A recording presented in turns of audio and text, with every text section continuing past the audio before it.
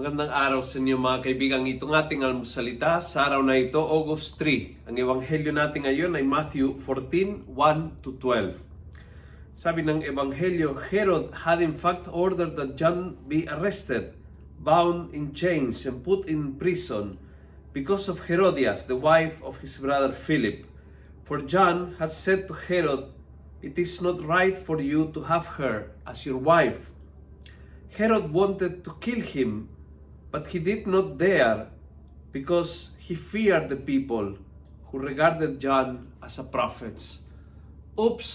Kasi he wanted to kill him, eventually, bumigay siya sa kanyang pinag-iisipan at nag-order na patayin si Juan Bautista. And sa akin, ito ay isang malaking lesson. Ingat kung anong masasamang isip kinikimkim sa puso. Minsan sinasabi, hindi ko naman gagawin yan pero galit na galit ako sa taong ito. Sana mamatay, sana masaktan, o galit na galit ako sa taong ito. Sana may mangyari na masama. At yung mga hangad na kinikimkim sa puso ay very dangerous.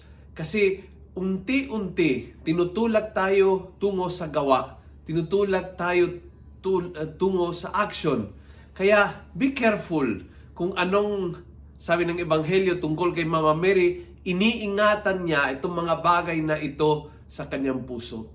Tulad ni Mama Mary, maging discerning kung ano-anong ipapasok sa puso. Hindi lahat ng damdamin ay dapat iniingatan sa puso. Hindi lahat ng pakiramdam ay dapat binigyan ng lugar sa ating puso. Sapagkat minsan akala nating masamang isip lang ito, pero hindi ko magagawa yan. Sa katagalan, natukso, nagawa tuloy. Kaya humingi tayo ang biyaya na maging discerning ang puso't isip natin para yung mga hindi dapat ay totally ilabas sa ating puso.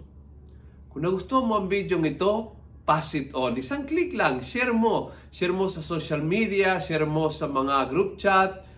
Punuin natin ang good news ang social media. Gawin natin viral araw-araw ang salita ng Diyos, and you have a role to play.